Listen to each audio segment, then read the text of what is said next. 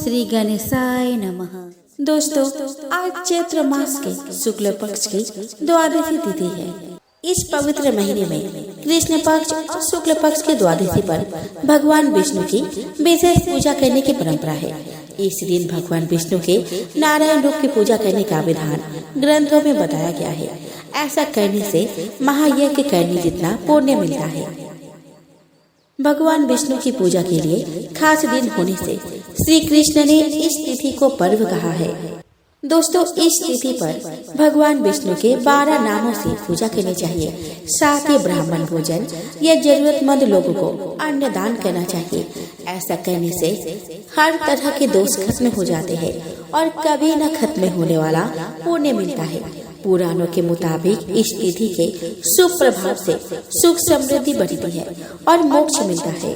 दोस्तों, स्कंद पुराण और महाभारत के अश्वमेधिक पर्व में बताया गया है कि हर महीने के द्वादशी तिथि पर शंख में दूध और गंगा जल मिलाकर भगवान विष्णु या श्री कृष्ण की मूर्ति का अभिषेक करना चाहिए। इसके बाद पूजा सामग्री और फिर तुलसी पत्र चढ़ाए। पूजा में भगवान विष्णु को ऋतु फल अर्पित करना चाहिए। इसके बाद नैवेद्य लगाकर प्रसाद बांटे, फिर ब्राह्मण भोजन या जरूरतमंद लोगों को खाना खिलाए। ऐसा करने से जाने अनजाने में हुए हर तरह के पाप और दोष खत्म हो जाते हैं। तो फिर आइए दोस्तों, आज द्वादशी के पावन दिन पर हम श्रवण करें एकादशी व्रत पालन की कथा, यानी तुलसी माता की कथा। दोस्तों, जिन वैष्णव भक्तों ने एकादशी का व्रत रखा वे आज द्वादशी में पालन करने से पहले पूजा पाठ कर तुलसी माता की कहानी अवश्य सुने, जिसके सुनने से आपको एकादशी व्रत के बराबर पुण्य फल की प्राप्ति होगी। तो दोस्तों, प्रेम से बोलो तुलसी माता की जय। जालंधर संस्कृत में, जिसका अर्थ है पानी धारण करने वाला, भगवान शिव की तीसरे आंख से निकलने वाला क्रोध से पैदा हुआ एक शक्तिशाली राक्षस था। भगवान शिव ने देवराज इंद्र को उनके अहंकार को नष्ट करने के लिए अपनी तीसरी आंख खोली। हालांकि देवराज इंद्र बच गए और तीसरी आंख से निकला ऊर्जा को भगवान शिव ने समुद्र में फेंक दिया, जिससे जालंधर का जन्म हुआ। इसीलिए इन्हें शिव पुत्र भी कहा जाता है। ऊर्जा एक लड़के के रूप में विकसित हुई और उसका पालन पोषण समुद्र द्वारा और बाद में शुक्राचार्य द्वारा किया गया। उन्होंने एक धर्मपरायण महिला वृंदा से विवाह किया। वृंदा, जो भगवान विष्णु की भक्त थी, अपने राक्षस पति के प्रति भी वफादार थी। जालंधर की शक्ति उसकी पत्नी वृंदा थी, जिसके पति व्रत धर्म के कारण सभी देवी देवता मिलकर भी जालंधर को पराजित नहीं कर सके और जालंधर ने स्वर्ग, भूलोक और पाताल लोक पर विजय प्राप्त कर ली। जालंधर को अपनी ताकत पर घमंड हो गया। वह वृंदा की उसके प्रति भक्ति की उपेक्षा करके देवताओं की स्त्रियों को परेशान करने लगा। पुराण की कथा के अनुसार जालंधर भगवान विष्णु से देवी लक्ष्मी को छीनना चाहता था, इसीलिए उसने बैकुंठ पर हमला किया। लेकिन लक्ष्मी जी ने जालंधर से कहा कि हम दोनों जल से उत्पन्न हुए हैं, इसीलिए हम भाई बहन हैं। जालंधर देवी लक्ष्मी की बातों से प्रभावित हुआ और देवी लक्ष्मी को अपने बहन मानकर बैकुंठ छोड़कर चला गया। इसके बाद वो कैलाश पर्वत पर गए और देवी पार्वती से अपने पत्नी बनने का आग्रह करने लगे। इससे देवी पार्वती क्रोधित हो गई और महादेव को जालंधर से युद्ध करना पड़ा। वृंदा के सतीत्व के कारण जालंधर पर किया गया भगवान शिव का हर वार निष्फल हो गया। देवताओं ने योजना बनाई और भगवान विष्णु जालंधर का वेश बनाकर वृंदा के पास पहुँचे। वृंदा भगवान विष्णु को अपना पति समझकर उनके करीब आ गई और इससे वृंदा का पति व्रत धर्म टूट गया और भगवान शिव ने जालंधर का वध कर दिया।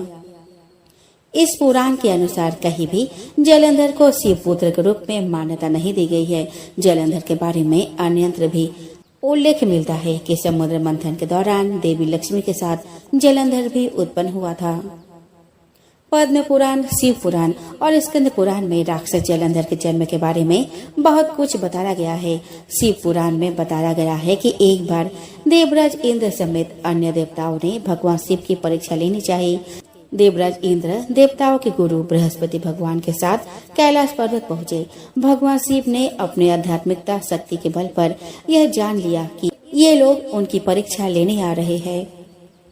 इसलिए उन्होंने देवराज इंद्र और गुरु बृहस्पति के ज्ञान का परीक्षण करने के लिए खुद को अवधूत का वेश धारण किया और उनके रास्ते में खड़े हो गए।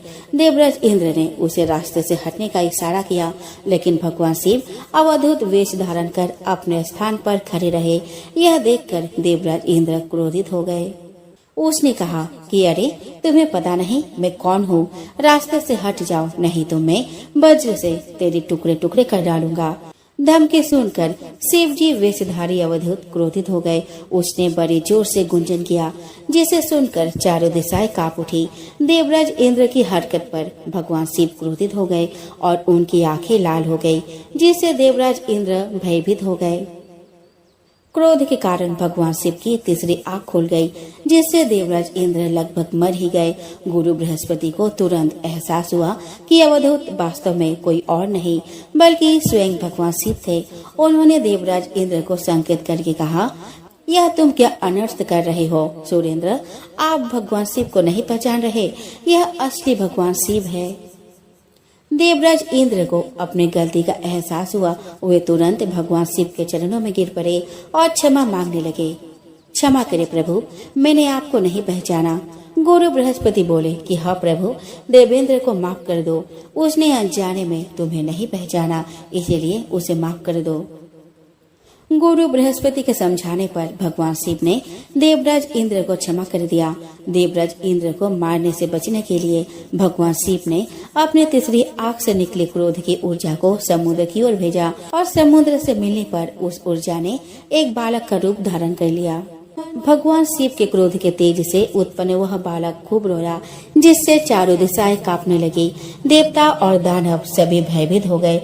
हवा कम हो गई। अतः प्रभ देवता इंद्र अन्य देवताओं के साथ भगवान ब्रह्मा के पास पहुँचे और उनसे कहा कि हे भगवान, एक अद्भुत बालक सागर संगम पर इतने जोर से रो रहा है कि देवता डर गए हैं। कृपया इस संकट को दूर करें। भगवान ब्रह्मा और देवराज इंद्र देवताओं के साथ सागर संगम पर पहुँचे। ब्रह्मा जी के आते ही समुद्र अपने स्थान से बाहर आ गया। उसने इंद्र सहित ब्रह्मा जी की पूजा की। ब्रह्मा जी ने समुद्र से पूछा, जल में रेत पर लेटा हुआ यह बालक कौन है? उसकी पुकार सुनकर सारा संसार व्याकुल हो रहा है। सागर ने भगवान ब्रह्मा से कहा कि उन्हें नहीं पता कि यह लड़का कहाँ से आया है। यह कहकर सागर ने बालक को गोद में उठा लिया और ब्रह्मा जी को दे दिया। जैसे ही वह भगवान ब्रह्मा के गोद में आया, बच्चे ने रोना बंद कर दिया और कुछ ही समय में अचानक लड़के की भुजाएं आगे बढ़ गई और उसने अपने दोनों भुजाओं से भगवान ब्रह्मा का गला पकड़ लिया। यह देखकर अन्य देवताओं को आश्चर्य हुआ। ब्रह्मा जी ने अपना गला छुड़ाने की कोशिश की, लेकिन बालक के हाथों की पकड़ मजबूत हो गई। तभी अचानक लड़के ने अपना गला छोड़ दिया और मुस्कुराने लगा। भगवान ब्रह्मा ने बालक का नाम जलंधर रखा। तब भगवान ब्रह्मा ने कहा कि वह लड़का एक दिन राक्षसों का सम्राट बनेगा और उसे केवल भगवान शिव ही मार सकते हैं और उसकी मृत्यु के बाद वह भगवान शिव की तीसरी आंख में वापस आ जाएगा। बालक का नामकरण कर उसे समुद्र को सौंपकर सभी देवता अपने अपने लोक लौट आए। जब बालक थोड़ा बड़ा हुआ तो ब्रह्मा जी की आज्ञा से दैत्यों के गुरु ऋषि शुक्राचार्य उसे शिक्षा देने लगे। शीघ्र ही लड़का जवान हो गया। शुक्राचार्य ने जलंधर को राक्षसों का सम्राट बना दिया और उसका विवाह कालनेमी नामक राक्षस की पुत्री वृंदा से कर दी गई। वृंदा एक धर्मपरायण महिला थी। उसे भगवान ब्रह्मा से वरदान मिला था, जब तक उसके सतीत्व कायम रहेगी, कोई भी देवता या दानव उसके पति को नुकसान नहीं पहुंचा सकेगा या उसके पति का बाल भी बांका नहीं कर सकेगा। जलंधर ने न्याय और कुलीनता से शासन किया। उनकी पत्नी वृंदा हर मामले में उनका सहयोग करती थी। कहा जाता है कि जलंधर की शक्ति का राज उसकी पतिव्रता पत्नी थी। वृंदा के पतिव्रत धर्म के कारण देवता भी जलंधर को परास्त न कर सके, जिससे जलंधर को बहुत अभिमान हो गया। उसे लगा कि कोई उसे नुकसान नहीं पहुंचा सकता या जीत नहीं सकता। जलंधर ने अपने पूरे जीवन में कई गलतियां की, परंतु वृंदा के पतिव्रत धर्म के अवहेलना करना उसकी सबसे बड़ी भूल थी। उसने देवताओं की पत्नियों को परेशान करना शुरू कर दिया। यहाँ तक कि एक बार उसने बैकुंठ पर भी आक्रमण कर लक्ष्मी जी को प्राप्त करने का प्रयास किया। तब लक्ष्मी जी ने जलंधर से कहा कि हम दोनों जल से उत्पन्न हुए हैं, इसीलिए उनके बीच भाई बहन का रिश्ता है। लक्ष्मी जी की बात सुनकर जलंधर बैकुंठ से वापस चला गया। एक दिन आचार्य शुक्र जलंधर के दरबार में आए। जलंधर ने आचार्य के चरणों की पूजा की और उन्हें ऊंचे आसन पर बिठाया और पूछा, आचार्य, हमारे यहाँ राहु नाम का एक नायक है, मैं जानना चाहता हूँ उसका सिर आखिर क्यों काटा गया। आचार्य शुक्र कहते हैं कि हे दैत्यराज, राहु का सिर भगवान विष्णु ने अपने सुदर्शन चक्र से काट दिया है। जलंधर बोलता है, लेकिन क्यों आचार्य, राहु ने ऐसा क्या काम किया था। जवाब में शुक्राचार्य ने उन्हें समुद्र मंथन की पूरी कहानी बताई और कहा कि उनका अपराध यह था कि उन्होंने देवताओं की पंक्ति में बैठकर छल से अमृत पी लिया था। यह सुनकर जलंधर कहता है, तो इसमें अपराध क्या हुआ आचार्य, आखिर अमृत निकला भी तो देवताओं और दानव के संयुक्त प्रयास से ही, फिर अकेले देवता ही उस अमृत को पीने का अधिकारी कैसे हो गए। आचार्य कहते हैं, इसमें भगवान विष्णु का भी छल था राक्षस राज। समुद्र से जितने भी रत्न निकले उन्हें देवराज इंद्र ने ले लिया। यह सुनकर जलंधर क्रोधित हो गया और बोला कि मैं ऐसा बिल्कुल नहीं होने दूंगा। देवराज इंद्र मेरे पिता के रत्नों के स्वामी नहीं है, मैं स्वयं हूँ। देवताओं को समुद्र के रत्न लौटाने होंगे। इसके बाद शुक्राचार्य अपने आश्रम वापस चले गए और जलंधर ने धस्मर नामक राक्षस को बुलाकर इंद्रपुरी भेजा ताकि वह देवराज इंद्र को संदेश दे सके कि समुद्र मंथन से प्राप्त सभी रत्न उन्हें सौंप दे। घस्मर इंद्रपुरी पहुँचे। घस्मर ने देवराज इंद्र से कहा कि देवराज, मैं दैत्यराज जलंधर का संदेश लेकर उपस्थित हुआ हूँ। राक्षस राजा ने कहा है कि तुम उसके पिता के रत्न जो समुद्र मंथन के समय तुमने लिए थे उन्हें तुरंत लौटा दो।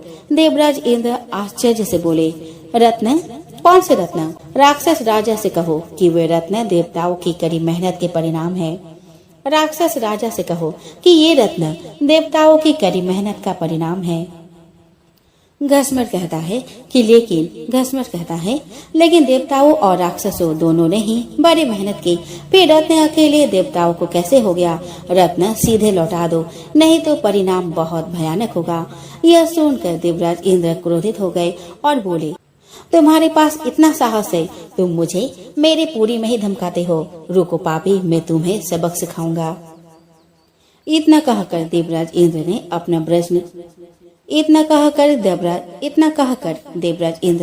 अपना वज्र निकाल लिया। लेकिन तभी आचार्य बृहस्पति ने उन्हें रोका और समझाते हुए कहा कि क्रोध मत करो देवराज, यह एक दूत है और एक दूत को मारना नहीं चाहिए, उसको छोड़ दो। धस्मर वापस जलंधर के पास गया और उसे देवराज इंद्र द्वारा दिया गया उत्तर बताया। यह सुनकर जलंधर क्रोधित हो गया। उन्होंने तुरंत चारों दिशाओं में स्थित राक्षसों को संदेश भेजा कि वे तुरंत इंद्रपुरी पर आक्रमण करें। साथ ही अपने सेनापतियों शुभ और निशुम्भ के साथ उसने इंद्रलोक पर चढ़ाई कर दी। जल्द ही राक्षसों की सेना इंद्र के नंदन वन में पहुंच गई और सैनिकों ने देवताओं पर हमला करना शुरू कर दिया। राक्षसों की टोलियां अमरावती को नष्ट और भ्रष्ट करने लगी। दोनों पक्षों के वीरों की लाशें जमीन पर गिरने लगी। देवताओं की ओर से आचार्य बृहस्पति और दानव की ओर से शुक्राचार्य घायल एवं मृत वीरों का उपचार करने लगे और वे पुनः जीवित होकर युद्ध करने लगे। युद्ध चलता रहा परंतु किसी भी पक्ष को विजय नहीं मिल सकी। इस पर जलंधर को क्रोध आ गया और वह शुक्राचार्य के पास जाकर बोला, गुरुदेव, संजीवनी विद्या तो आप ही जानते हैं, फिर ये देवता मरकर जीवित कैसे हो रहे हैं। शुक्राचार्य ने जवाब दिया कि दैत्यराज आचार्य बृहस्पति भी संजीवनी बूटी का प्रयोग करना जानते हैं। उन्होंने कई देवताओं को इस काम पर लगा दिया है कि वे द्रोणागिरी पर्वत से संजीवनी बूटी लाते रहे। यदि किसी तरह देवताओं ने द्रोणागिरी से जड़ी बूटी लाना बंद कर दिया तो गुरु बृहस्पति देवताओं को पुनः जीवित नहीं कर पाएंगे। जलंधर कहता है, लेकिन इस रास्ते के लिए हमें अपनी सेना का एक बड़ा हिस्सा द्रोणागिरी पर्वत की ओर ले जाना होगा और यहाँ युद्ध भयंकर गति से चल रहा है। शुक्राचार्य कहते हैं, तो फिर द्रोणागिरी पर्वत को ही समुद्र में क्यों न डुबा दिया जाए, न रहेगा बास और न बजेगी बांसुरी। शुक्राचार्य के आदेश पर जलंधर ने द्रोणागिरी पर्वत को समुद्र में डुबा दिया। इससे देवताओं को संजीवनी बूटी मिलना बंद हो गई। देवताओं में भय फैल गया। देवराज इंद्र भयभीत होकर आचार्य बृहस्पति के पास आए और बोले, हमारे वीर बहुत हताहत हो रहे हैं आचार्य, अब क्या होगा? इस प्रकार तो सभी देवता नष्ट हो जाएंगे। आचार्य बृहस्पति ने कहा कि मेरी सलाह मानो देवेंद्र, इस युद्ध को तुरंत रोको और अपनी सेना के साथ भागकर अपना जान बचाओ। जलंधर भगवान शिव के तेज से पैदा हुआ है, उसमें भगवान शिव की अपार शक्ति है। तुम अपनी जान बचाओ, बाद में जलंधर को मारने का कोई न कोई रास्ता निकलेगा। आचार्य बृहस्पति की सलाह मानकर देवता युद्ध से भाग गए और मेरी पर्वत की गुफाओं में छिप गए। शुभ निशुंभ सहित राक्षसों की सेना ने उनका पीछा किया, लेकिन देवता पर्वत की गुफाओं में पहुंचकर अदृश्य हो गए। थक कर राक्षसों की सेना लौट गई। जलंधर ने पूरी अमरावती को लूट लिया और स्वयं देवराज इंद्र के सिंहासन पर बैठ गया। देवराज इंद्र मेरु पर्वत की गुफाओं से निकलकर अपने साथियों के साथ भगवान विष्णु के पास पहुँचे। उन्होंने भगवान विष्णु से प्रार्थना की, रक्षा करे प्रभु। जलंधर ने पूरी अमरावती को नष्ट कर दिया है। हजारों देवता मारे गए। भगवान विष्णु मदद करने के लिए सहमत हुए, लेकिन देवी लक्ष्मी से वादा किया कि वह जलंधर को नहीं मारेंगे, क्योंकि वह समुद्र से पैदा हुआ था और देवी लक्ष्मी उसे अपना भाई मानती थी। जलंधर के बीच भयंकर युद्ध हुआ। इस दौरान भगवान विष्णु युद्ध में जलंधर की वीरता से प्रभावित हुए। उन्होंने उससे युद्ध रोकने और अपनी इच्छा अनुसार कोई भी वरदान मांगने को कहा। जलंधर ने भगवान विष्णु से उसकी बहन देवी लक्ष्मी के साथ क्षीर सागर में रहने की अनुमति देने का अनुरोध किया। भगवान विष्णु ने उनकी इच्छा पूरी की और अपनी पत्नी देवी लक्ष्मी के साथ क्षीर सागर में रहने लगे।